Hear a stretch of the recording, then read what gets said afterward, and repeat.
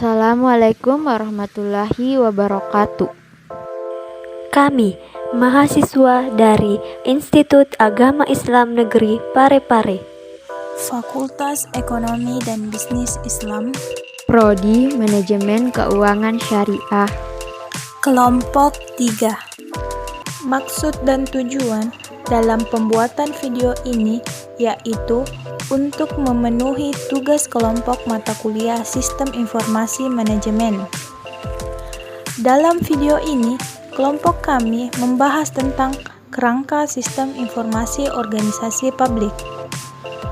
Adapun nama-nama anggota kelompok kami yaitu yang pertama Putri Agrianingsih dengan NIM 202020 3861211020. Yang kedua, Dea Amanda dengan NIM 202020 3861211021. Yang ketiga, Reski Amanda dengan NIM 202020 3861211043.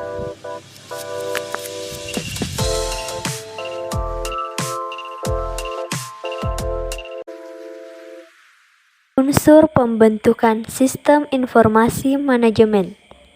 A. Sistem. Menurut Lukas tahun 1987, sistem adalah suatu kumpulan dari unsur, komponen, atau variabel-variabel yang terorganisasi, saling berinteraksi, saling bergantung, dan terpadu.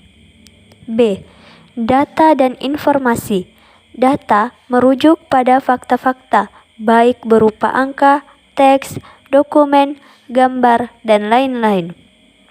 Informasi adalah data yang telah disusun sehingga bermakna dan bermanfaat. C. Manajemen merupakan proses atau kegiatan yang dilakukan seorang pemimpin atau manajer di dalam organisasi untuk mencapai tujuan bersama. Kumorotomi dan Margono tahun 2011. Proses data menjadi informasi, yaitu peristiwa, fakta, transaksi, data, proses, dan informasi.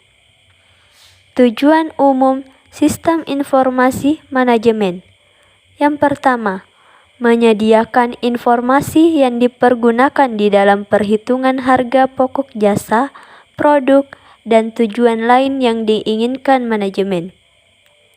Yang kedua, menyediakan informasi yang dipergunakan dalam perencanaan, pengendalian, pengevaluasian, dan perbaikan berkelanjutan.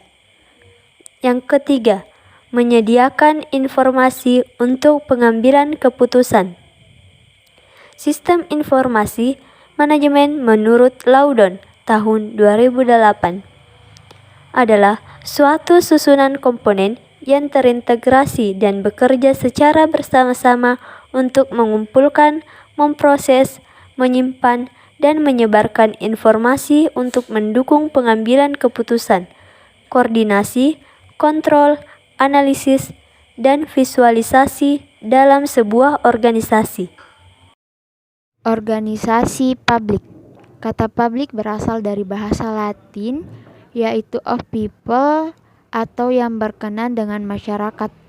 Organisasi publik sendiri adalah tipe organisasi yang bertujuan menghasilkan pelayanan kepada masyarakat tanpa membedakan status dan kedudukannya. Perbedaan organisasi publik dan swasta. Pada organisasi publik, pemberian pelayanan publik dan penyediaan pelayanan publik, pajak dan retribusi, charging for service, laba perusahaan milik negara, pinjaman negara berupa utang luar negeri dan obligasi pemerintah dan lain-lain. Untuk masyarakat, bersifat birokratis, kaku dan hierarkis, anggaran bukan sebagai rahasia negara. Sedangkan pada organisasi swasta, pemberian pelayanan memaksimumkan laba. Modal pemilik utang bank, penerbitan obligasi, dan penerbitan saham baru untuk mendapatkan dana dari publik. Untuk pemilik perusahaan dan kreditor, struktur organisasi swasta lebih fleksibel dan anggaran merupakan rahasia perusahaan. Kerangka sistem informasi pada organisasi publik. Pertama yaitu menginput data-data, lalu memproses data-data tersebut yang akan menghasilkan informasi atau output. Pendekatan untuk mengidentifikasi organisasi publik menurut Kaiden tahun 1987 ada 5, yaitu 1. Organisasi publik identik dengan administrasi pemerintahan. 2. Dengan melukiskan bahwa organisasi publik didasarkan pada peraturan negara, dibiayai keuangan negara, dan dioperasionalisasikan oleh aparat dengan jenjang karir tertentu. 3. Sifat-sifat administrasi organisasi publik berorientasi pada publik. 4. Melihat berbentuk organisasi publik memiliki ciri khusus dalam melaksanakan kebijakan publik atau kontrol politik, akuntabilitas, pemakaian birokrasi, pembuatan kebijakan dan penegakan hukum yang berbeda dengan swasta, dan yang terakhir yaitu fokus pada sifat publikness. Pola sistem informasi manajemen dalam organisasi publik. Secara umum, sistem informasi manajemen terbagi atas 2 pola, yaitu sistem pendukung keputusan atau decision support system. Yang kedua, sistem manajemen database untuk layanan umum.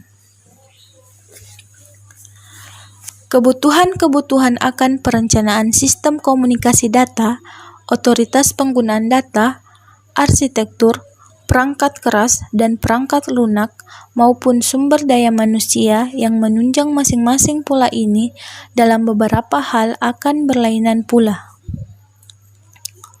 Sistem pendukung keputusan lebih banyak menyangkut perencanaan beserta keputusan-keputusan strategi tingkat manajerial dengan waktu tanggapan atas informasi yang lebih cepat. Sebaliknya, sistem manajemen database layanan umum lebih banyak menyangkut keputusan-keputusan rutin, tetapi harus disertai dengan akurasi data dan informasi yang tinggi serta sistem operasional yang dapat diandalkan. Di masa mendatang, pengembangan sistem informasi manajemen publik akan mengarah kepada perluasan aplikasi, misalnya Smart City. Contoh aplikasi penerapan sistem informasi manajemen sektor publik yaitu e-government adalah aplikasi teknologi informasi dan komunikasi dalam administrasi publik sebagai upaya untuk merevitalisasikan organisasi dan manajemen pemerintah agar dapat melaksanakan tugas dan fungsinya secara prima, baik dalam pengelolaan kebijakan, pelayanan informasi maupun dalam pengelolaan pelayanan publik. Sekian dari kelompok kami ucapkan terima kasih. Assalamualaikum warahmatullahi wabarakatuh.